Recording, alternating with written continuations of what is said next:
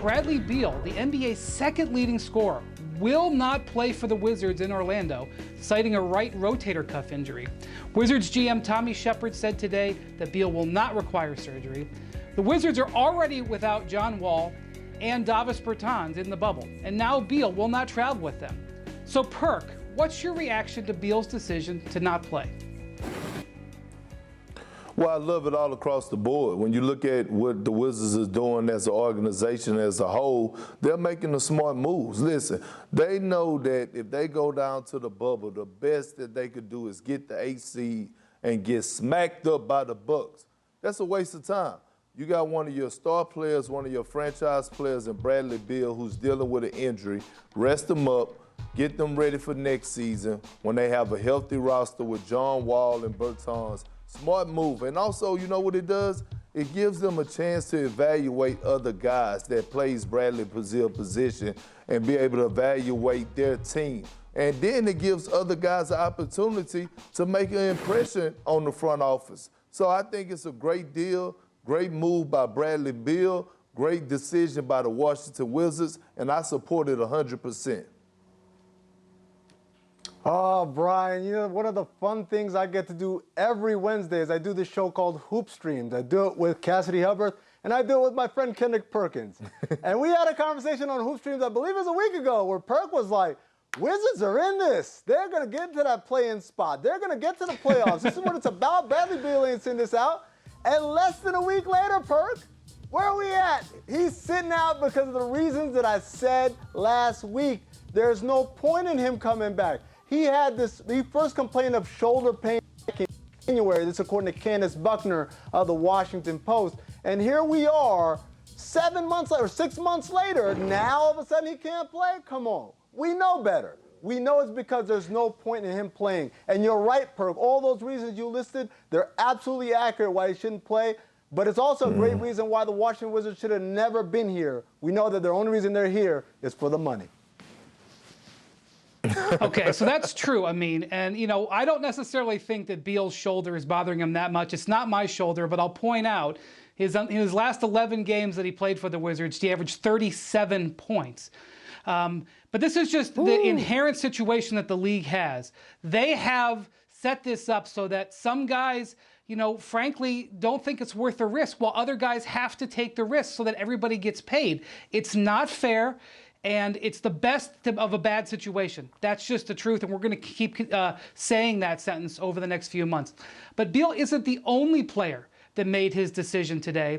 In fact, Nets guard Spencer Dinwiddies announced he will not travel with the team as he recovers from complications from contracting the coronavirus. Dinwiddie tweeted this today. After another positive test yesterday, and considering the symptoms, Brooklyn Nets team doctors and I have decided it would be in the best interest for me and the team that I do not play in Orlando. I will still be supporting the guys every step of the way. Hashtag audience of one, don't know what that means. Amin, the Nets are already down Kyrie, KD, DeAndre Jordan, Wilson Chandler, for all kinds of different reasons. What sort of reasonable expectations do they now have in the bubble? They are in 7th place.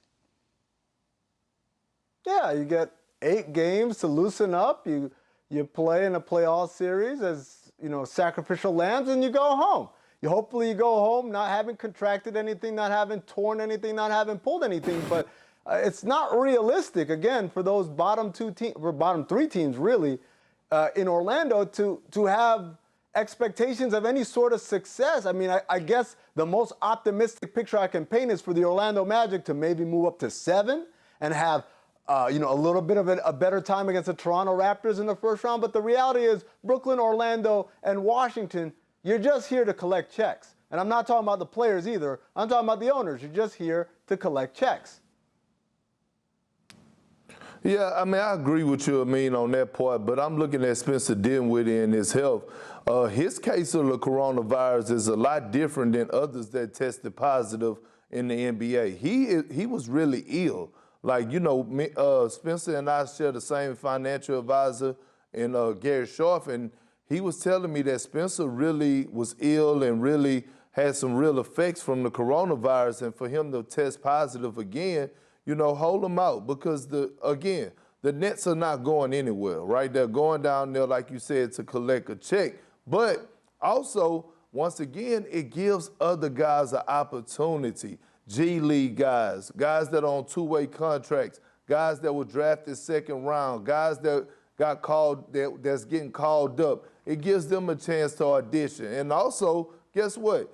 It gives the Brooklyn Nets organization, Sean Marks in the front office, a chance to evaluate the staff, to see how they're going to do, to see what kind of, swagger they're going to bring down there, X's and O's. Although they're not playing anything, it's an evaluation period. So they can get something out of it, I mean. It's just not like they're going down there to collect money. No, they can reevaluate the organization, the coaching staff, and players get a chance to have a chance to play to make a great impression on the organization.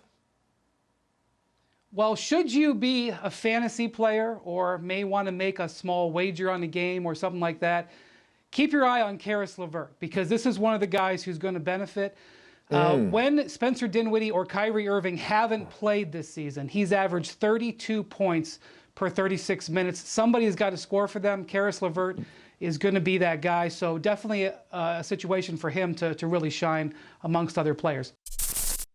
Thanks for watching ESPN on YouTube. For live streaming sports and premium content, subscribe to ESPN+.